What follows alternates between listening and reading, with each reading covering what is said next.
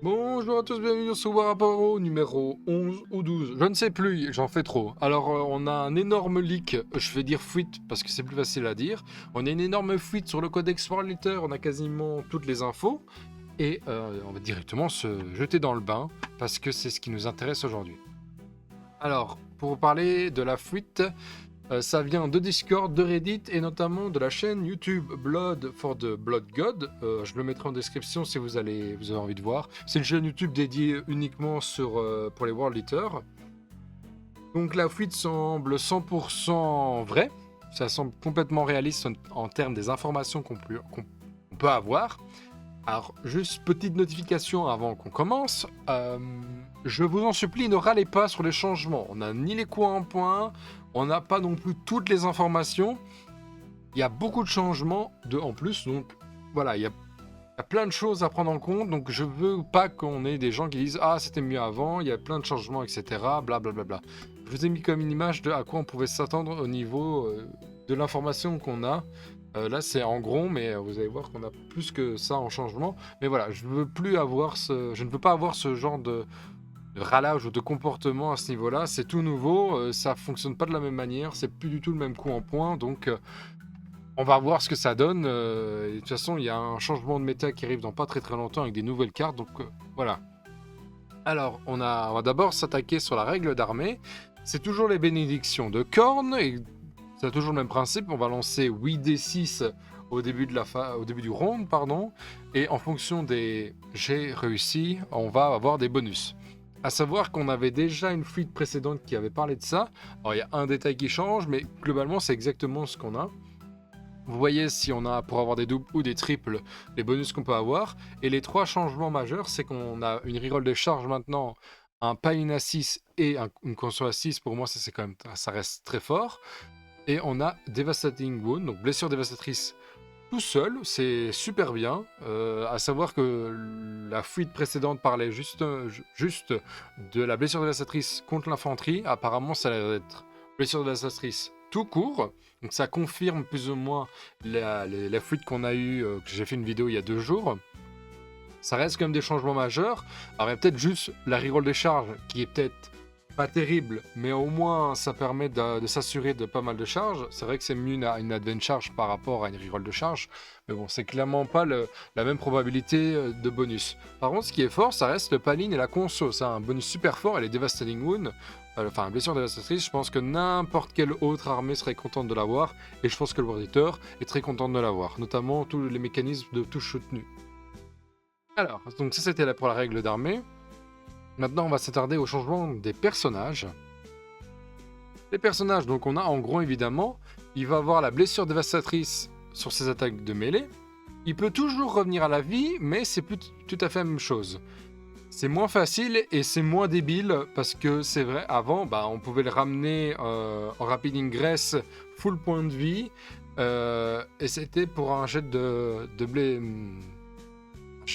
bénédiction. Maintenant, c'est soit vous prenez vos jets de bénédiction, soit vous faites le jet. Il y a de grandes chances que ce soit encore un triple 6. Vous n'avez pas les bonus de bénédiction, mais en gros, on revient avec seulement 8 PV et il ne peut pas être utilisé en rapid ingress. Donc en. Je ne sais pas comment c'est en français. Je sais plus comment c'est, je suis désolé. Donc il ne peut pas revenir en rapid ingress autour de mouvements de phase adverse. Donc ça permet au moins de ne pas avoir un Angron qui arrive facilement, qui revient et qui arrive chez vous, il bouge le 14 et vous met des parpaings dans la figure. Il ne revient qu'avec 8 points de vie. Donc c'est sûr que maintenant il va coûter moins cher parce que c'est moins fort et c'est surtout moins débile dans les règles. Ça va permettre enfin de laisser du souffle à l'armée en face. Alors, par contre, les auras ont complètement changé. Maintenant, on va pouvoir faire soit relancer 6 jets de bénédiction. On va pouvoir faire en sorte d'avoir la même règle que les octolies au niveau du désengagement. Donc, il faudra faire un test d'ébranlement pour savoir si on peut se désengager. Et la dernière aura, c'est un ignore modificateur à la touche, au mouvement, à l'advance, à la charge et à la capacité de touche aussi.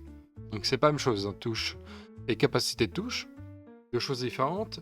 Par contre, pas au niveau de la blesse, donc il pourra toujours être affecté au niveau de la blesse. Ça reste quand même 3 auras plus intéressantes qu'il l'avait, parce qu'avant, très clairement, on allait chercher surtout, et la plupart du temps, c'était la reroll des touches à la phase de combat. Alors, c'est pas mis explicitement si c'est à déclencher durant la phase de combat. Ça a l'air quand même, dans les mécanismes, ça a l'air d'être plus utilisé pendant la phase de commandement. Mais avant, il fallait choisir une aura au début de la phase de combat. Pour vous rappeler, c'était la reroll des charges et un plus 1 à la charge. Non, c'était seulement un plus 1 à la charge, le reroll des hits, et après il y avait des mécanismes d'avoir plus 1 en force ou plus une attaque. C'était intéressant, mais là au moins ça va permettre de faire des changements. Le fait de relancer des jets de blessures, ça va permettre vraiment de choisir ses bonus et plus être un peu perdu. Vous allez voir qu'on peut rajouter des dés et des relances de dés un peu partout, donc au niveau des bonus, souvent vous allez avoir ceux que vous avez envie. Et l'univers modificateur, s'il la donne en bulle, ça reste quand même très très bien. Ça va permettre de ne pas avoir les malus que peut donner l'Eldar ou ce que peut donner la Death Guard ou toute autre armée dans ces mêmes mécanismes-là. Donc en gros, c'est des bons changements. Il sera peut-être moins létal. Ça n'empêche qu'il a quand même la blessure dévastatrice. Son arme de profil. Hein. Donc je vous rappelle, c'est 8 attaques de force 16, PR-4, des 6 plus 2. Donc il tape plus fort que par exemple le Ninebringer. Vu que maintenant il a la blessure dévastatrice. Alors, on continue. Alors, on a le Slaughterbound, le nouveau personnage des Octoliers. Il va pouvoir rejoindre évidemment les Octoliers. Les Octoliers maintenant sont passés de mouvement 10, donc les gens qui râlaient en disant ah oui, on peut avoir le plus de moves. Bah voilà, lui, vous passez quand même de move de 9 à 10. Vous allez peut-être vous dire c'est pas beaucoup, mais ça peut changer quand même pas mal de choses. Parce que c'est maintenant inscrit dans votre datasheet et plus un bonus. Vous pouvez avoir touche soutenue, touche fatale, et vous bougez quand même plus vite que la normale. Il va donner des scouts 6 à l'unité qui va rejoindre, et il va pouvoir restaurer un modèle à la phase de commandement. Et c'est chaque phase de commandement. Donc vous ramenez un pépère à 3 PV endurance 6 avec une invue. Ce n'est pas rien. Alors, il a que 6 attaques de force 8 par moins 2 dégâts 2, ce qui n'est pas incroyable. Mais une fois par bataille, il va pouvoir avoir 9 attaques et la règle blessure dévastatrice. Donc c'est peut-être un tour où vous allez chercher le touche soutenu et la reroll de charge, quelque chose comme ça. Donc il reste quand même très très bien. Il n'est pas nommé, donc toutes les optimisations qu'on va voir juste après, elles seront parfaitement jouables. Donc c'est un bon petit perso custom, enfin, customisé. Alors maintenant on a Karn. Alors je vous mets la fiche d'unité qu'il a pour le moment, à savoir que on va surtout avoir comme bonus de la première fois qu'il va mourir, soit un 2+, il va revenir à la fin de la phase avec 3 points de vie. Et il passe de mouvement 6 à 8. À voir si au niveau de ses règles, ça part. Ça n'a pas été indiqué par la fuite. Donc on ne serait pas à dire s'il garde toutes ces règles-là. Mais en tout cas, il ne mourra pas tout de suite, le coco. Et ça bouge de 8. Donc vous êtes plus rapide que tous les Space Marine générique que tout le monde râlait en disant ah les approches de ça bouge de chat, c'est trop fort. Ben le World Eater va bouger beaucoup plus vite, donc en fait le 2+ move que tout le monde râlait en disant de le perdre, vous le perdez pas vraiment parce que c'est même inscrit dans votre datasheet, c'est comme si vous aviez une règle en plus que les autres. Enfin, ça reste quand même très très bien. Hein. Alors, j'ai mis Invocatus et le Lord sur Juggernaut dans la même veine parce que c'est à peu près au niveau des changements, on est dans quelque chose qui ressemble. Alors avant ils étaient en sauvegarde à 2, maintenant ils sont passés en sauvegarde à 3. Bon, ça va pas non plus changer grand chose, mais maintenant il peut traverser les murs et les unités ennemies. Par contre, il ne donne plus scout l'invocatus à 2 unités. Et le seigneur sur Juggernaut a également une save à 3. Il va bouger de 10, comme l'invocatus, et il va permettre de donner 3 pouces d'engagement en plus à l'unité qui lead. Donc ça reste quand même pas si mal. Hein. Alors au niveau du maître des exécutions, alors j'ai mis la règle de Blood Surge. Pourquoi? Parce que en fait il donne plus Fight First, mais il donne la reroll de la Advance, il donne la reroll du Blood Move, donc que je vous ai montré, le Surge Move mais Blood, et le Charge Roll. Et quand il tue un personnage, il va donner un CP supplémentaire. A savoir que maintenant, le mouvement de Blood Surge n'est fait plus sur un D6, mais sur un D6 plus 2. Donc le fait d'avoir D6 plus 2 plus reroll, c'est-à-dire que même une unité à 9 pouces a potentiellement un problème parce que ils seront capables de venir la chercher. Donc vous bougez de 8, et vous pouvez faire un mouvement pour aller impacter l'adversaire assez loin. Ça reste vraiment, vraiment très bien. Alors, le prince démon, j'ai mis les deux en même temps parce que c'est à peu près les mêmes cocos. À savoir que celui qui est à pied, bah, il va être à l'onop, ça va être un personnage non opératif, pardon, quand il a une unité amie à 3 pouces, c'est pas une unité infanterie. Et il va réduire la consommation d'un stratagème de 1. Et le démon prince volant va avoir une règle de blessure, enfin, il va faire des mortels, il va survoler des unités, vous allez lancer 6d6, et sur chaque L+, vous allez faire une blessure mortelle. Donc, le moment vous ferez 3 blessures mortelles sur les unités que vous avez survolées. À savoir que c'est... Pour le moment, c'est écrit comme ça, au niveau de la fuite, c'est toutes les unités que vous survolez. Donc ça peut être sympa parce que vous bougez quand même de 14. Donc c'est comme chez les Empereurs Shenron, c'est la même distance de mouvement, sauf que les deux vont avoir 8 attaques et 16 attaques. Donc ils tapent plus fort et bougent aussi vite, mais c'est pas les mêmes règles. Donc il y a de grandes chances qu'au niveau coup en pont, on soit à peu près au même niveau. Alors maintenant on va passer au World Eater et toutes les unités d'infanterie. On commence évidemment par les Berserkers, c'est les génériques. Alors, on voit qu'ils étaient force 5, maintenant ils passent à force 4, ils sont toujours en PA-1, dégâts 1, mais ils bougent de 8, donc ils bougent beaucoup plus vite. Et comme je vous l'ai dit, le mouvement de surge qu'ils ont, c'est des D6 plus 2, et maintenant ça se joue par paille de 20. Donc quand vous avez 40 PV qui vous foncent dessus, bonne chance pour tenir le coup, à voir comment ça fonctionne. Maintenant l'icône, parce que l'icône avant ça permettait de relancer, maintenant vous ajoutez un dé à la poule de dés que vous avez lancé. Donc ça va passer de 8 à 9, bon c'est pas très lourd. Je ne sais pas si ça marche si vous avez plusieurs unités, mais en tout cas ça va permettre d'avoir pas mal de dés. Et comme je l'ai dit, il y a un gros qui va permettre de faire des rerolls, donc c'est sûr qu'au niveau des bonus, il y a une grande chance que vous arrivez à ce que vous voulez. On a les octoliers. Les octoliers, ils ont aussi changé. Ils bougent de 10, comme je vous ai dit. Ils ont toujours le mouvement scout, hein, ces octoliers génériques. Ils passent à 5 attaques, de force 8, P1-2, dégâts 2. C'est plus du tout... Normalement, c'est... comment ça va être... Il y aura des changements. Hein. Il y a de grandes chances qu'au niveau des armes, il y ait un truc plus homogène de ce que... la vidéo de la fuite aurait expliqué, on ne va plus avoir plein de profils différents, ils vont tous avoir le même profil, et ils auraient en théorie 5 attaques de force 8, PA-2, dégâts 2. Ok, bah écoute, c'est très bien. Ils ont une aura quand ils vont taper les unités qui ne sont ni monstres ni véhicules avec un +1 touche. Et si l'unité est en dessous de sa force de départ, la moitié de sa force, donc s'il y a au moins 50% des PV / figurines dans l'unité qui sont mortes, ils auront un +1 bless.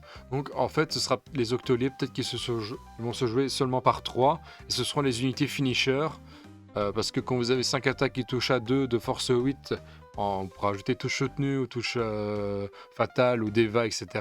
Et que vous avez quand même un +1 bless, il y a quand même de grandes chances que vous en sortez bien. Donc ça, c'était les octoliers. Maintenant, on a les octoliers exaltés, à voir si eux également, au niveau de leur arme, parce que ça n'a pas été précisé, si ils allaient avoir un changement sur leurs armes. Donc ça bouge également de 10. Par contre, grand changement, ils n'ont plus le Feel No Pain à 6, et d'ailleurs, le Feel No Pain que vous pouvez donner au début de partie n'existe plus non plus, donc vous ne pouvez plus aller chercher des octoliers 1/5 Feel No Pain à 5. Par contre, ça bouge de 10, comme je l'ai dit. Ils passent à 4 attaques force 8, PA-3, dégâts 2. Et ils ont quand même une arme qui fait anti-véhicule et anti-monstre 3+. Donc globalement, vous allez blesser tout le jeu à 3+. Parce que dès que vous n'êtes pas un véhicule ou un monstre, en général, vous n'avez pas des endus très élevés. Et une force 8, c'est suffisant pour aller blesser tout ce qui est l'infanterie élitiste sur du 3. Donc, voire même sur du 2. Donc, ce seront des cocos qui vont souvent toucher à 2, parce que s'ils vont... Enfin, il y a une espèce de profil homogène et plus du tout d'un profil différent partout. On va toujours avoir les 12 attaques qui vont blesser à 3 tout, qui vont toucher à 2 tout. Donc, voilà. Alors, par contre, les monstres, ennemis et véhicules devront faire un test d'escape désespéré quand ils vont se retirer. Ça n'est plus du tout c'est ce qui est assez étrange, c'est-à-dire qu'ils sont spécialisés pour aller tuer du véhicule et du monstre. Enfin, ce qui est étrange. sais pas si c'est dans l'or que c'est bien expliqué, mais en tout cas, voilà, ils passent à un espèce d'état comme ça. Donc ils vont pouvoir réellement bloquer les monstres et véhicules, ce qui est intéressant. Donc ça c'était les Octolés. Maintenant on va s'attaquer aux Terminators. Donc les Terminators maintenant ils bougent de 7, donc ils sont même encore plus rapides que les Terminators en Pro Children, que je trouve très bizarre, mais bon, très bien. Ils vont pouvoir relancer tous leurs tirs sur la cible la plus proche et ils vont pouvoir également relancer leur charge contre la cible la plus proche. Donc en fait c'est juste le mécanisme que les Terminators en Pro Children auraient bien voulu avoir, sauf que bon bah tant pis. Ils ont plus leur bonus d'avoir plus un touche, plus un bless. La règle change pour ça. Mais sinon, ça n'a pas été précisé qu'on ne pourrait les jouer que par 5, ou si on pouvait les jouer encore par 10. On verra quand le codex sortira pour ajuster ça, parce qu'au niveau du codex Emperor Children, on ne peut jouer que les Terminators plus que par 5. Donc, on demande qu'à voir. Alors, les enfants du chaos, ils bougent de 10, donc comme les enfants du chaos des Emperor Children. Ils ont un mouvement scout de 8, ils ont toujours leur insensible à la douleur à 5+, ils peuvent advance charge, donc eux ils ont toujours un mécanisme d'advance charge. Ils passent par contre de D6 plus 2 à D6 plus 4 attaques, ont toujours touche à 4. Par contre ils passent de force 6 à force 5, PA-1 dégâts 2. Donc ils ont plus le mécanisme de soigner, mais par contre ils ont quand même une belle... Ils vont bien cavaler les enfants du chaos. Ils sont également OC1, donc ils vont pouvoir faire des actions, etc. Donc enfants du chaos, bah, très très bien, très bonne unité. Alors, moi on les chacals, mais moi j'appelle ça les chacos. Ils sont passés mouvement 7, donc pour des cultistes, ça bouge bien. Ils sont passés endurance 4, par contre ils n'ont plus leur Phénopéna 6. Donc ils auront leur sauvegarde t-shirt. Ils ont l'air de conserver leur aptitude de sticky objectif. On passe tout le reste au niveau des datasheets. Et on commence par le Métabrutus. Bon, maintenant il bouge de 9, donc il est un peu plus malléable. Il peut toujours taper en mourant, mais il peut taper que sur l'unité qui l'a tué. Bon, ça reste pas mal. Et il a l'air de toujours avoir le mécanisme d'avoir la relance des blesses quand il a ses 2 Power Fists. Bon, alors pour le Power Fist, ouais c'est ça. Donc ça va passer de 5 attaques, touche à 3, force 12, moins de 3. Mais si vous en mettez 2, vous relancez les jets de blessure. Il n'y a pas grand chose à dire, le Métabrutus ça n'a jamais été très très joué. Est-ce que le fait qu'il bouge plus sera plus intéressant? Je ne sais pas. Alors, au niveau du Profanateur ou le Defiler, un peu importe comment vous prononcez, bon, c'est une unité qui est jamais jouée, elle n'est pas intéressante, elle est même pas belle, donc on peut vite y passer, elle va juste bouger de 10, et elle va avoir un mécanisme de pouvoir tirer ou déclarer une charge au tour adverse, en fonction de si l'unité qui a été déposée sur le champ de bataille des réserves est à 12. Bon, super, au revoir. Alors au niveau du Ferrocentaurus, donc celui qui tire, maintenant il va toucher, ses armes de tir touchent à 4, mais il va gagner la règle Rapid Fire et il va pouvoir relancer les touches, donc à l'unité qui est plus proche. Avant de crier au scandale, vous devez savoir qu'un 4+ reroll, c'est 75% de réussite, donc c'est entre un 2+ et un 3+, donc techniquement vous touchez même mieux si vous tirez sur l'unité la plus proche. Donc c'est même... Ouais, c'est mieux, c'est vrai, vachement mieux. Et c'est idéal pour tuer du custo parce que vous avez 3 armes qui sont blast. Donc vous allez faire 3d3 plus 3 qui touche à 4 mais reroll et qui force 10. Voilà, ce sera en fonction. Ce sera en fonction de l'endurance de la cible, mais bon, en PA-3 dégâts 3 pour tuer du thermis, c'est nickel. Hein. Alors, le Ferrocerberus, donc l'unité de CAC, lui bouge de 10 déjà de base. Il va avoir un plus 1 charge et plus 1 touche contre les unités qui sont en dessous de leur force de départ. Et ils vont avoir un plus 1 bless contre les unités à moins de 50% de leur effectif.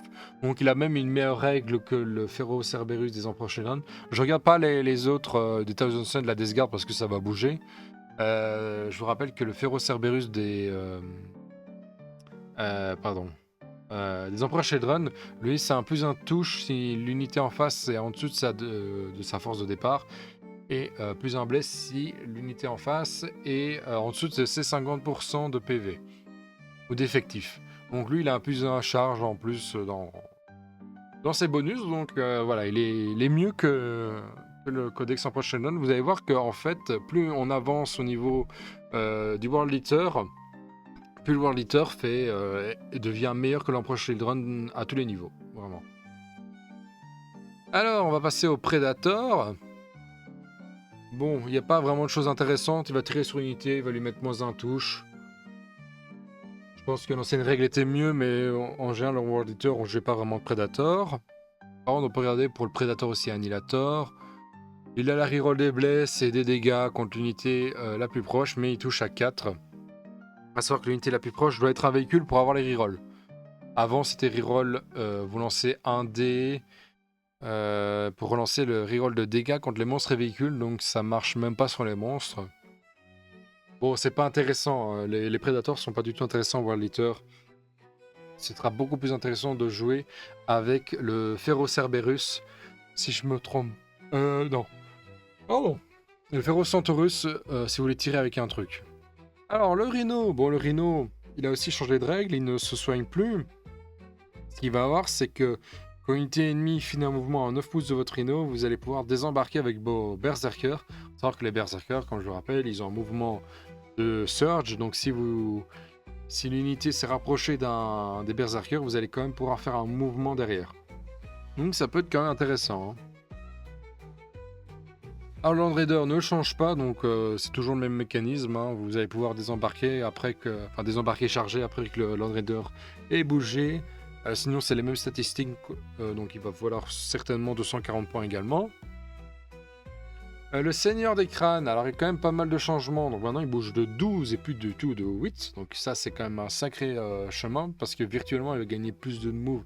Vous allez payer 2 mouvements pour pouvoir faire vos rotations comme vous voulez. Il va avoir quelques changements sur ses profils de tir, notamment il va être moins bon. Et sur le champ de bataille, il va vous permettre d'ajouter, s'il est sur le champ de bataille évidemment, un dé en plus. Donc vous pouvez déjà aller chercher rien qu'avec vos berserkers.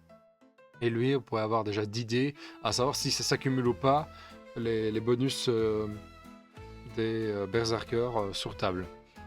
Il peut traverser les modèles ennemis et les petits monstres gratuitement, les petits murs de moins de 4 pouces gratuitement.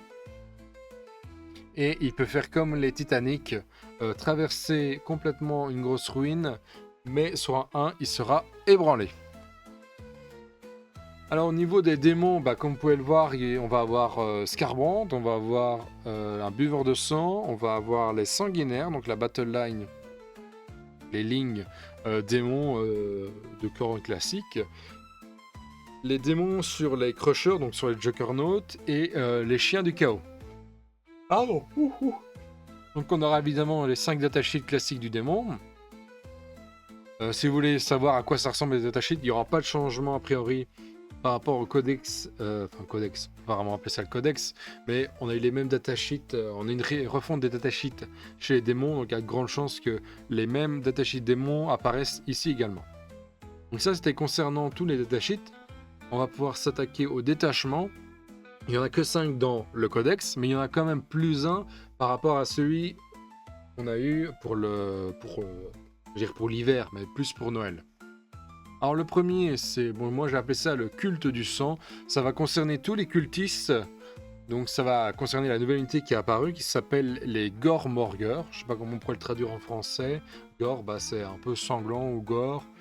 Les joueurs, les amuseurs, voilà, ça, les joueurs de sang. Il n'y a pas vraiment de définition. Enfin, moi, je ne saurais pas vous en donner une. Et du coup, ce sera un mécanisme entre les Jaco et eux, donc la nouvelle unité d'infiltration, parce qu'elle s'infiltre. Et les monstres et titaniques. Donc, vous allez peut-être jouer beaucoup de princes démons à pied. Vous allez peut-être jouer un Lord of Skull. Vous allez peut-être jouer également des Mauler Friend, etc. Et en fait, vous allez pouvoir choisir un buff au début de la phase de commandement, donc votre phase de commandement d'ailleurs. Il faut être à 6 pouces soit d'un monstre ou à 9 pouces d'un titanic. Vous pouvez choisir plus un touche, plus un bless. À savoir que ça n'affecte pas les monstres titaniques, ça n'affecte que les petits. Vous allez avoir plus un en advance et plus un à la charge, et une invulnérable à 4. Donc c'est à vous de choisir. Alors au niveau des... Comment les optimisations, vous allez pouvoir augmenter l'aura de 3. Donc par exemple, vous avez un prince, vous allez pouvoir augmenter son aura de 6 à 9. Vous allez pouvoir permettre aux modèles qui sont attachés à la nouvelle unité, à savoir quel personnage on pourrait mettre dedans. Peut-être qu'il y a le lord de l'exécution qui pourrait rentrer dedans. Donc en fait, vous allez pouvoir attacher les jackals, etc. Et vous allez donner infiltration. Enfin, vous allez... Ça va, non, pardon, c'est plutôt une optimisation qui va vous permettre de rejoindre, alors je vois pas vraiment l'intérêt, l'unité d'infiltration et l'unité de jackal. Et si vous rentrez dans l'unité d'infiltration, vous gagnez le mot-clé infiltration pour permettre quand même l'infiltration. Ça fait beaucoup de fois le même mot. Ensuite, le prochain, c'est pour les monstres uniquement. Vous allez avoir plus 1 à l'endurance et un field open à 5. Donc c'est très bien sur un prince démon. D'ailleurs, c'est que là-dessus. Mais du coup, vous avez des princes démons qui sont un peu du gabarit même plus résistants que les princes démons chez la Death Guard. Ensuite, ça va vous permettre de redéployer 3 unités de jackal ou de Gormord unit. Donc c'est très bien. Alors, pour un CP maintenant. Après une unité ennemie et tue une unité à vous, monstre ou titanique, vous allez avoir la relance des touches contre cette unité jusqu'à la fin de la partie. Donc ça vous donne envie plutôt de jouer beaucoup de monstres à donner gratuit à l'adversaire pour avoir ce mécanisme de full reroll des touches. Ensuite, pour 2 PC, vous allez pouvoir ramener en réserve une unité entière de jackal, à savoir que, toujours avec la data slate actuelle, ce mécanisme-là ne marche qu'une seule fois par partie. Et même pas par unité, c'est une fois par partie, tout court. Ensuite, pour un CP, les jackals ou l'unité d'infiltration va gagner un field open à 6. Et s'il a 6 pouces une idole, donc un monstre ou un titanique, il va avoir un field open à 5. Ensuite, toujours pour un CP, unité de Jaco et Gormort, vous allez avoir 3 pouces d'engagement supplémentaire. Toujours pour les mêmes unités, pour un CP, vous allez avoir la reroll des 1 à la touche, ou si vous êtes proche d'une idole, vous allez avoir un full reroll des touches. Donc vous avez quand même pas 2 mécanismes d'avoir la full reroll des touches. Ça reste pas mal. Bon, après, il faut spammer la même unité. Ça peut être un peu pas très intéressant. Faut savoir que les Jaco sont toujours battle line, sont toujours ligne, donc vous pouvez toujours en jouer, toujours en jouer 120 hein, si vous avez envie. Ensuite, pour un CP à la phase de commandement, donc c'est pas précisé si c'est la vôtre ou celle de l'adversaire, vous allez pouvoir jouer un buff alternatif de la règle d'armée. Est-ce que ça veut dire que pour une unité, vous allez avoir, parce que c'est pas très précisé dans la fuite au niveau des règles, si c'est pour une unité chez vous qui allait avoir un bonus supplémentaire, ou si c'est pour toute votre armée, ou si c'est un bonus en plus d'un autre, voilà, c'est... Moi, je l'entends, c'est pour votre armée, mais vous pourrez le changer. D'ailleurs, pour en avoir besoin pendant votre phase de commandement, et pendant la phase de commandement inverse, vous payez un CP pour le changer. Par exemple, vous allez chercher plus un touche, plus un bless, et une fois après, vous allez passer en invulnérable à 4 peut-être. Ça, c'est à voir. Donc ça, c'est pour le culte de sang. Ensuite, on passe à un autre détachement, que moi j'ai traduit par bande de guerre. C'est pas exactement le bon nom, il faudrait dire bande de guerre de Berserk, mais c'est pas ce qui nous intéresse. Donc globalement, c'est le détachement de l'index qu'on a actuellement, mais qui a un peu changé. C'est la règle de détachement des Blood Angel. Pourquoi? Parce que vous allez gagner 2 en force et plus une attaque si vous chargez. Vous allez souvent charger. Au niveau des optimisations, vous allez avoir le premier qui vous permet d'avoir plus un attaque, plus un dégât. Ensuite, vous avez un autre qui va vous permettre d'avoir moins un dégât. Le suivant, ça va vous donner d'avoir... vous allez pouvoir relancer 2 dés de foi à la place de... Disons que non, ça vous permet juste de relancer 2 jets de... Comment ça s'appelle? Au lieu de relancer le jet complet de vos dés de bénédiction, vous allez pouvoir en choisir 2 que vous allez relancer. C'est peut-être pour aller chercher les bonus qui sont plus intéressants pour vous. Et vous allez avoir plus 1 à la charge Et si je me trompe bien, oui. Donc c'est reroll des charges et plus 1 à la charge si la reroll des charges est déjà activée. Donc ça reste quand même très intéressant. Premier CP, ça vous permet d'être sticky même si vous êtes mort. Enfin, on vous tue, vous mettez l'objectif sticky. Plus 1 PA contre n'importe quelle unité ennemie en phase de mêlée. Pour 2 PC à phase de combat, vous mettez moins 1 dégât. Pour un CP, vous allez gagner... vous allez pouvoir rajouter un jet de bénédiction. Donc c'est quand même très très fort. Après, il y a quand même une condition, il faut avoir tué un monstre ou un véhicule avant. Pour un CP, vous allez avoir l'Advent Charge, mais que sur les Berserkers. Vous allez avoir une auto-advance à 6 qui remplace... oui, je pense que ça ne marchera pas du coup. Bah, comment c'est écrit, c'est auto-advance à 6 qui remplace l'auto-Blood Surge. Ah oui, ce qui était possible. Donc, moi, je vois juste auto-advance à 6, je vois pas vraiment intérêt, mais voilà, c'est bande de guerre, ça tourne pas mal quand même autour des berserkers, même si vous pouvez jouer autre chose. Alors, démonique de corne, enfin moi je l'ai traduit comme ça, c'est le détachement démon, vous allez pouvoir prendre 1000 points de démon, à savoir que je trouve ce détachement plutôt intéressant. Pourquoi? Parce qu'à chaque fois qu'une unité ennemie sera détruite, donc pas vous détruire, bon, c'est un peu le détachement, il faut faire couler le sang, mais que d'un côté. Donc vous tuez une unité ennemie, sur un 3+, vous allez gagner un point d'unité détruite, en gros. Ça va s'accumuler, si vous avez 2 points, vous allez gagner un Philopena 5 contre les attaques psychiques et attaques mortelles. C'est bien écrit ou attaque mortelle, mais je pense que c'est une erreur de transcription de la part de la fuite au niveau des règles. Je pense que c'est attaque psychique et attaque mortelle. Si vous avez 3 points, parce que vous avez tué 3 unités ou plus, hein, voilà, je vous rappelle que c'est quand même basé sur un jet de dés, mais si vous avez 3 points d'unité détruite, moi je vais le prendre comme ça, eh ben vous allez gagner, les démons vont gagner le mot-clé lance. Si vous avez 4 points de tuation, je sais pas comment on pourrait le traduire. Bon, si vous avez fait 4, 3+, vous avez gagné, les démons vont gagner une invulnérable à 4.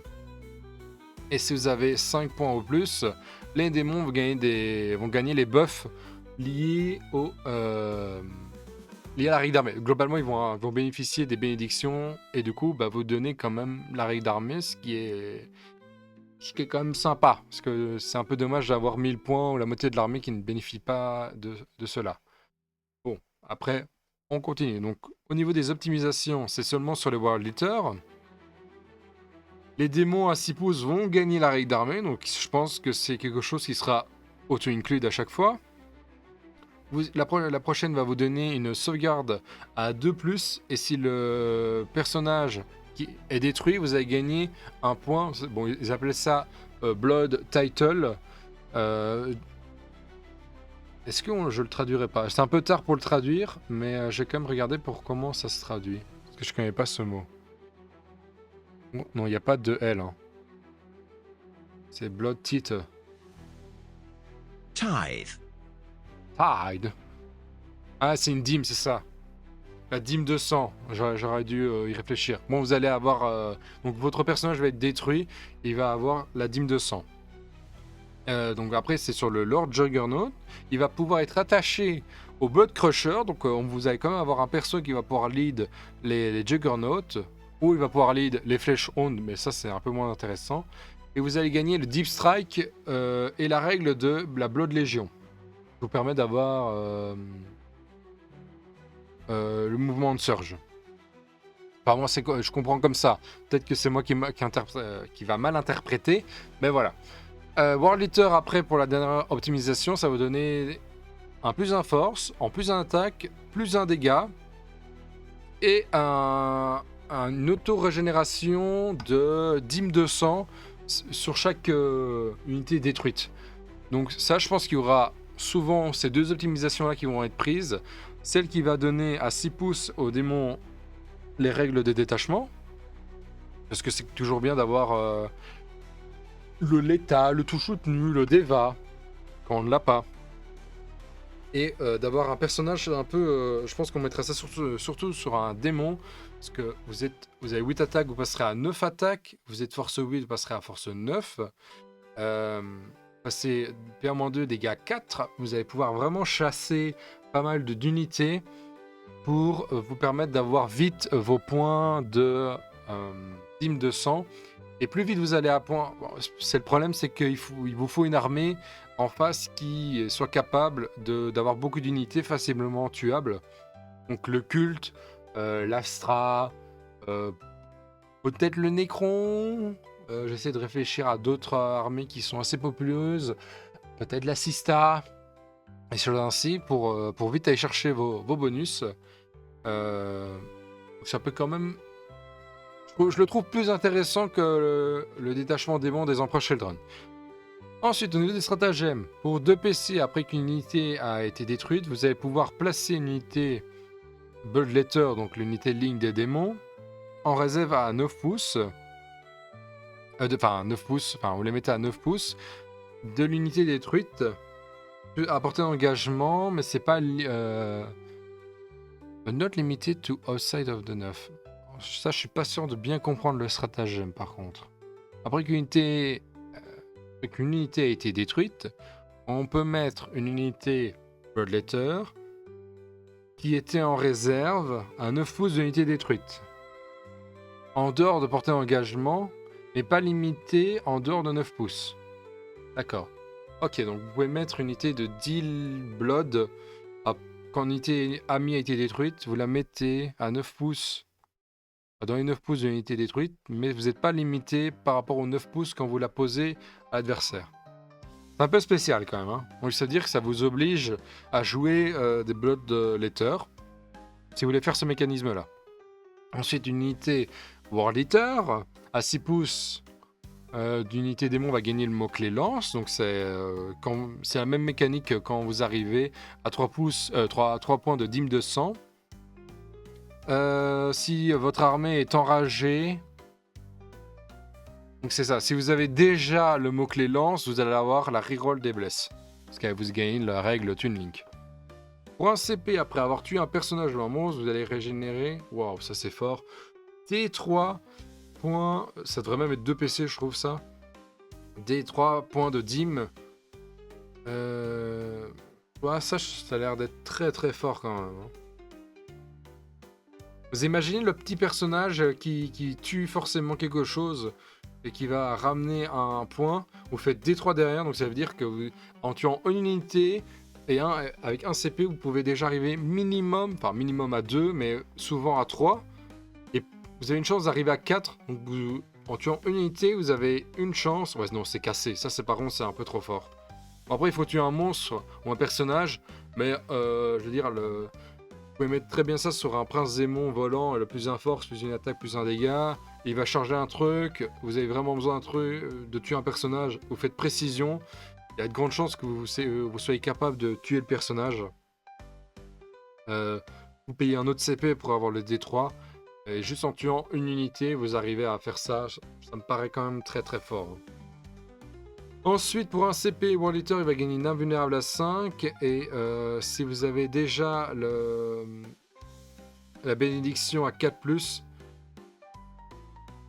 non, c'est pas ça.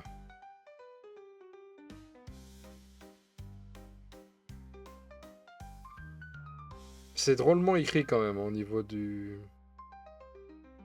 au niveau de la fuite. Si l'armée a été... béni par la dîme de sang. C'est pas béni, mais... C'est comment? C'est ça, si, c'est bénédiction. Ça, je sais pas comment il faut l'interpréter. Gain invulnérable à 4. Si vous avez la bénédiction associée. Est-ce qu'il y a une bénédiction de base qui vous donne un 4+. Je ne sais pas comment il faut l'interpréter, ça. Bon. Ensuite, pour un CP, pour les démons qui sont à 6 pouces dans War Eater, vous allez pouvoir remonter un monstre, enfin un modèle, ou D3, unité montée, D3 beast ou D6 infanterie modèle. Donc en gros, vous allez remonter un Blood sur Juggernaut. Vous allez pouvoir ramener des 3 chiens ou des 6 Blood... les petits démons de cornes. Et ensuite, pour un CP à la fin de la phase adverse, vous allez pouvoir retirer une unité du champ de bataille. Pas de conditions précisées, donc très fort. Donc je préfère ce détachement-là démon, mais il a l'air pas très facile à comprendre au premier abord. Alors on va passer au dernier détachement, je crois. Ouais, je pense que c'est le dernier, hein. Ou l'avant-dernier. Alors moi j'ai appelé ça bande de massacreurs, parce qu'en plus ça fait un peu une insulte. Bande de massacreurs. Donc c'est le détachement un peu octolier. Donc le bonus, ça va être les octoliers de base et les octoliers exaltés qui vont gagner le mouvement de surge que ont les berserkers. Donc ce sera ce D6 plus de move quand vous rentrez dans les 9. Si je me trompe pas, on va vite revenir en arrière pour être sûr que je me trompe pas. Mais je crois que c'est ça. Donc à chaque fois qu'une unité ennemie est sélectionnée pour tirer, après qu'elle ait fini de faire ses attaques, s'il y a eu au moins un modèle qui a été détruit, donc il faut quand même détruire un modèle, vous pouvez faire votre mouvement en surge. Si vous le faites, vous lancez un D6 et vous allez vers l'unité la plus proche, blablabla, et vous pouvez venir apporter un engagement. Il faut savoir que ce mouvement-là, c'est passé de D6 à D6 plus 2. Bon, vous n'avez pas de mécanisme de reroll avec les octoliers, mais au moins, ça veut dire que vous allez quand même avoir un sacré mouvement, parce que bouger 10... typiquement, ça c'est l'enfer contre une armée de tir. Après, vous devez perdre au moins un modèle, mais bon, vous êtes plus là pour faire mal qu'autre chose. Mais je pense non, parce que dans la règle, vous pouvez pas être apporté engagement pour faire le mouvement. Mais ça vous permet que ça veut dire que l'adversaire va se désengager, va vous tirer dessus, vous serez sûrement capable de réengager l'adversaire et arrêter la séquence de tir. Alors au niveau des optimisations. Donc c'est pour le nouveau perso, va gagner le 6 auto pour le mouvement de surge. Donc en fait vous bougez de 8 automatiquement. Donc c'est automatique, c'est sûr. Ensuite pour un modèle démon, à savoir peut-être que le Sotterbond a le mot-clé démon. Après c'est sûr parce qu'il y a un buveur de sang à l'intérieur de lui. Donc il va régénérer un CP sur un 4+, quand il aura tué quelque chose en mêlée. Toujours pour un modèle démon. Il va avoir le crit à 5, le crit touche sur du 5, où vous avez le moyen d'avoir touche et le létal. Donc le coco, quand je vous ai dit, il passait de 9 attaques. Imaginez 9 attaques, crit à 5 en touche soutenue et fatal, à savoir que en plus, bon, juste touche soutenue, quand il va s'énerver, il va avoir la blessure dévastatrice. Donc il y a vraiment moyen qu'il fasse très mal. Hein. Alors, démon modèle seulement. Vous allez exploser sur un 2+, et vous allez faire D3 plus 1 blessure mortelle, à savoir que le nouveau personnage Octolier explose déjà de base. Donc c'est-à-dire que vous êtes sûr, vous allez faire plus que la normale au niveau de l'explosion. Au niveau des stratagèmes, moi je pense qu'il y a juste le crit à 5, c'est à mon avis si vous reste des points de vie. Peut-être le 4+ pour vous régénérer des CP, parce que je pense pas que vous ayez des mécanismes de récupérer les points de commandement. Mais à mon avis, l'automatique, ça va être le 6 pouces automatique pour le Blood Surge. Alors pour 2 CP, vous avez un -1 bless pour natif. Donc il y a plein d'autres armées où c'est un -1 bless uniquement pour un mot-clé pendant une phase comprise. Là, c'est pour n'importe qui. Phase de cac et phase de shot. Donc vous avez vraiment un bon cadeau. Parce que c'est même pas -1 bless si la force est supérieure. Non, -1 bless tout court. Donc c'est très fort. Le Handbone va gagner +1 dégâts contre les unités qui ne sont pas monstres. Donc ça c'est pour les Octoliers classiques. Les Octoliers exaltés vont avoir +1 dégâts contre les unités monstres et véhicules. Pour un CP vous avez +1 dégâts. Oui. Donc je pense que ce détachement va être là beaucoup joué. Les Octoliers vont faire super mal. Vous avez un Fight and Death automatique pour 2 PC. Donc vous imaginez.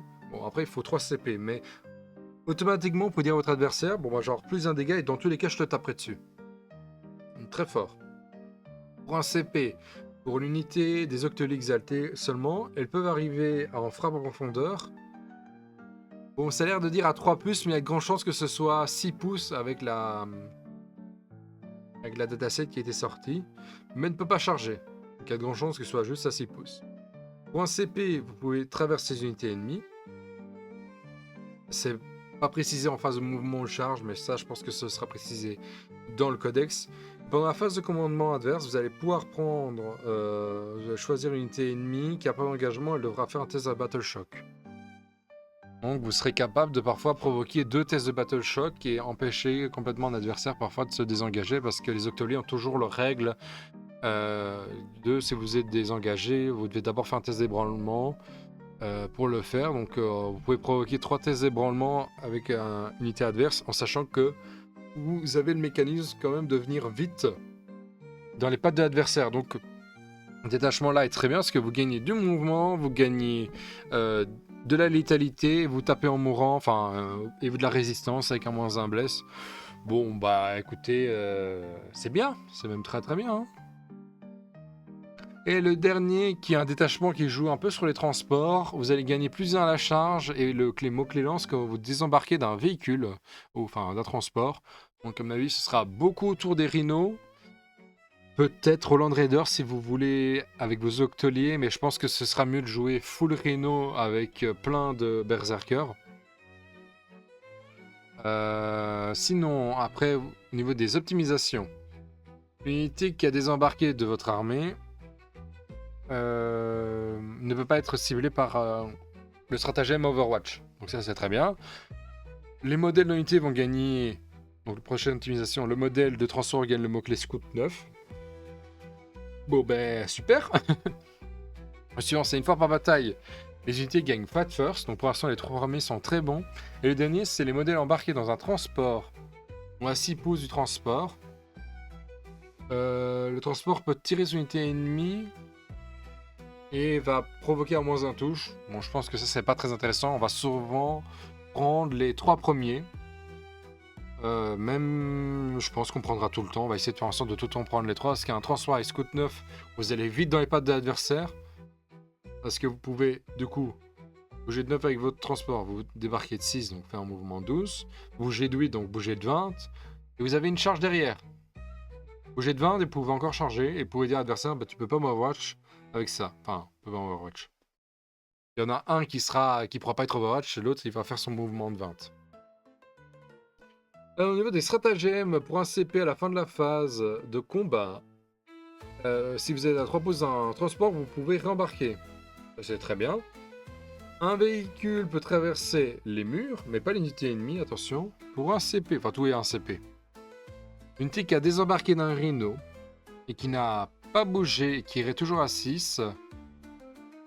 Attends, quoi? Une unité qui a désembarqué d'un rhino qui n'a pas bougé et qui, dans les 6 pouces, peut rentrer à portée d'engagement. Ça, je suis pas sûr de bien le comprendre. Il faudra peut-être voir le codex. Parce que je n'arrive pas à comprendre si, du coup, l'adversaire peut pas rentrer à portée d'engagement du rhino si vous bougez pas et que vous désembarquez. Enfin, c'est bizarre comme façon comme il a écrit. Je comprends pas très bien l'anglais. Possible qu'il y a un mot que je saute et que j'arrive, qui m'empêche de comprendre la phrase. Toujours pour un CP, une unité peut désembarquer d'un rhino et peut bouger et quand même charger. Donc globalement, vous donnez la règle du Land Raider sur un rhino pour un CP, c'est très très bien. Un rhino qui a été tiré mais qui n'a pas été tué, et le prochain stratagème c'est le même wording. Il y a un react move de 6 pouces natif, et l'autre est fait pour un autre CP. Unité à l'intérieur l'unité intérieure du véhicule peut directement désembarquer et immédiatement après faire un Blood Surge, donc bouger D6+2. Bon bah globalement bouger de 3, vous faites D6+2, vous êtes capable d'arriver à la portée d'engagement de n'importe quoi. Donc je pense que ça va être un... Et vous gagnez lance du coup, hein. Vous gagnez lance et vous avez le +1 charge parce que vous désembarquez. Hein. Je pense que ça va être peut-être pas le plus létal, mais ça va être celui qui va être le plus chiant à affronter pour une armée de tir, je pense. Avec le détachement octolier. On peut revenir un peu globalement sur chaque détachement. Je pense que le Cult of Sang va être le moins joué parce qu'il faut jouer beaucoup de monstres et plein de cultistes. Et il n'y a pas grand monde qui a ça et il est pas si facile à jouer. Et je pense qu'au niveau des bénéfices de règles, c'est pas terrible. Donc il y a de grandes chances que le détachement culte du sang ne soit pas très joué. Par contre, le détachement bande de guerre, qui est le détachement index, tout le monde a eu l'habitude de le jouer. Il a un peu changé. Mais tout le monde va continuer à le jouer, le plus de force, plus un dégât, plus une attaque. Avec un touche soutenu, de la Deva, c'est toujours très bon. Mais il n'y a pas de surprise à avoir. Vous avez des mécanismes de moins 1 dégâts, vous augmentez votre PA, vous restez sticky. Enfin, il y a plein de mécanismes comme ça. Vous pouvez buffer des héros également, fiabiliser des charges. Donc ce sera certainement le plus joué pour le moment, au début. Parce que on va garder les habitudes. À chaque fois qu'il y a un nouvel codex qui arrive, c'est souvent le détachement index qui est le plus joué parce qu'il y a plus meilleure habitude dedans. Mais c'est pas pour ça que c'est vrai tout le temps. Démonique de Corne, je pense qu'il sera joué quand même. Mais il faut avoir là, évidemment les unités démons. Vous pouvez avoir Scarbrand, hein. Je vous rappelle, il y a Scarbrand dans le tas. Scarbrand qui a le touche soutenu, touche fatale. Je crois pas qu'il ait blessure dévastatrice, mais il peut avoir blessure dévastatrice. Costaud, hein, le garçon, et vous avez pas mal de mécanismes de bénéficier de plein de choses avec le lance ou la reroll des blesses avec point strata. Vous pouvez vous repositionner, vous pouvez mettre des trucs en réserve, donc il y a vos chiens. Et je pense que vous allez spammer le plus vite possible le mécanisme d'avoir des 3 dîmes de sang pour en fait. Vous avez tué un monstre, imaginez vous jouez contre un Nika, vous tuez 2 Armingers, vous êtes quasi sûr d'avoir maximum de vos bonus T2. Vous êtes T2, vous avez tous vos bonus, vous donnez les bénédictions aux démons, et puis en fait vous ravagez l'adversaire. Donc je pense que ça va être un des plus létals avec le détachement index.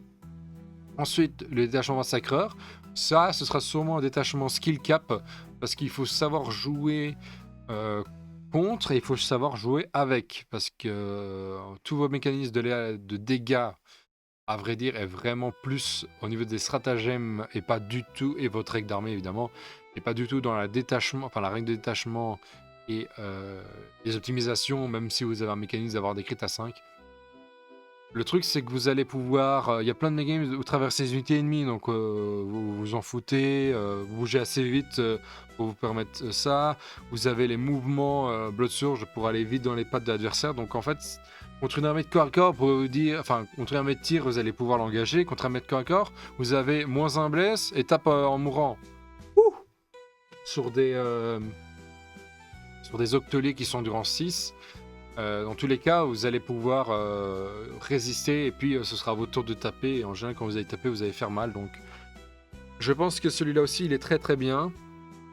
Le assaut sanglant au niveau des transports est très compliqué à jouer, mais lui, il a plein de mécanismes de venir apporter un engagement aussi. Et vous pouvez faire quand même mal au final parce que vous donnez un plus un bless quasiment à toute votre armée. Vous avez plein de mécanismes de réembarquer quand même, hein. Je crois qu'il y a 2 stratas. À la fin de la phase, vous pouvez rembarquer. Il y en a un, c'est... En plus, il y a des mécanismes de reactive move pour vous rentrer à portée dans de zone d'embarquement. Vous pouvez désembarquer, bouger, charger quand même. Il y a une unité, par exemple, le dernier CP, comme je vous ai dit, c'est... Il y a un tyran qui se fait tirer dessus. Vous pouvez littéralement désembarquer, faire un surge move. Ça veut juste dire à l'adversaire, je ne peux pas tirer sur ton rhino parce que si je ne te one-shot pas, si je suis pas sûr de te one-shot, je te laisse tes berserkers dedans, me rentrer dans l'art et sûrement me tuer l'unité parce que tu seras en dehors, tu vas pouvoir faire ton surge move, t'as désembarqué, ça n'a même pas besoin de faire un mouvement de charge, tu gagnes le mot-clé lance. Alors peut-être que ça veut dire que ça ne marchera pas parce que du coup il faut que tu charges pour avoir le mot-clé lance. Mais ça reste quand même très très bien parce que vous allez pouvoir faire un surge move, vous allez bouger, vous pouvez soit vous cacher, et après le tour suivant, c'est vous qui chargez. Donc je suis moins fan de celui-là, mais il reste quand même très très bien. Voilà, on a fait le tour, en moins d'1 heure, je suis assez content. Comme vous pouvez voir, on a tous les codes, on a tous les détachements. On a donc détachement, on a les règles, le strata et optimisation, même si ça manque un peu de précision. On a tout. Puis maintenant, c'est sur les datasheets. Et voilà, on a quelques informations sur les changements. Il y a de grandes chances que ce qui n'a pas été dit ici, qui n'a pas changé, reste le même. Donc au niveau des profils, par exemple les octoliers, bah, ça devrait rester 3 PV en sauvegarde à 3, en vue 5, en endurance 6. Mais voilà, je pense qu'au niveau des coups en points, en gros on devrait baisser, mais il y a pas mal de choses qui risquent d'être augmentées. Parce que vous avez plein de mécanismes de taper beaucoup plus fort. C'est vrai que c'est mieux d'avoir l'advance charge, mais en fait, quand vous voyez tous les bonus que vous avez autour, bougez plus vite. Mouvement de surge, bah, ça vous donne 2 pouces de move. Globalement, quasiment toute l'armée a gagné 2 pouces de move et vous bougez. Vous avez vu, hein, vous allez tous les berserkers, vous avez un détachement octolier où ils ont cette règle-là, donc D6 plus 2. Bon, bah, c'est-à-dire qu'il y a vraiment. Vous jouez contre une armée de tir en face en fonction de votre détachement, mais il pleure, quoi. Et si vous prenez pas les détachements qui vous fait des mouvements... Quand je pense à ça, je pense surtout à la Warband où vous allez jouer beaucoup de berserkers, le truc transport où il y aura sûrement beaucoup de berserkers. Warband, c'est le... Bande de guerre, c'est l'index. Hein, donc, après là, vous pouvez jouer à peu près ce que vous voulez, mais vous pouvez jouer pas mal de berserkers quand même. Détachement octolier, détachement transport, vous avez quand même 3 détachements sur les 6 qui embêtent très clairement le tir. Et détachement démon, où vous êtes capable d'enfoncer l'adversaire hyper facilement. Donc, grande réussite pour l'instant de ce qu'on peut voir au niveau du codex World Eater, mais je pense vraiment qu'au niveau des points, bon, au niveau points démon, il y a de grandes chances que ce soit les mêmes que dans le codex. Bon, j'appelle ça le codex démon. Il n'y a pas eu un vrai codex physique, mais bon, il y a 6 détachements, il y a une refonte des datasheets, donc pour moi, c'est un codex. Avec un codex comme ça, aussi touffu, avec autant d'informations, je pense que vraiment le World Eater a les armes pour casser la gueule à tout le monde. Parce que vous pouvez avoir les plus 1 bless, des rerolls, de touches ou de bless. Il y a plein de mécanismes. Que ça m'étonnerait pas que les octoliers augmentent. Ça m'étonnerait pas que les berserkers augmentent. Pareil pour les princes démons, pareil pour les enfants du chaos. Alors peut-être pas beaucoup, hein, je pense qu'à 5-10 points. Mais bon, quand on fait 5-10 points un peu partout, ça fait une unité en moins. Je pense juste qu'il y a Angron qui risque de baisser. Et encore, le fait que Angron ait blessure dévastatrice. Bon, maintenant il donne plus la reroll des touches. On aura autour de lui parce que là ça aurait été vraiment... Je pense qu'on jouerait tout le temps Angron. Ce qui est bien, c'est que maintenant on va réfléchir à ne pas forcément jouer Angron tout le temps. Donc on ouvre une porte de réflexion en plus pour les joueurs World Eater et ne pas se dire ah, je suis cantonné à jouer Angron. Voilà, donc bonne surprise je pense, la plupart des joueurs World Eater seront contents, toujours qu'ils vont râler, mais je vous dis attendez les coups en point, attendez vraiment que le codex sort, parce que là ok c'est beaucoup de fuite au niveau des informations, mais voilà, il faut vraiment voir sur dans le jeu qu'est-ce que ça peut donner, qu'est-ce qui peut être vraiment intéressant à voir. Bon, je vous dis à la prochaine, ciao ciao, bisous bisous.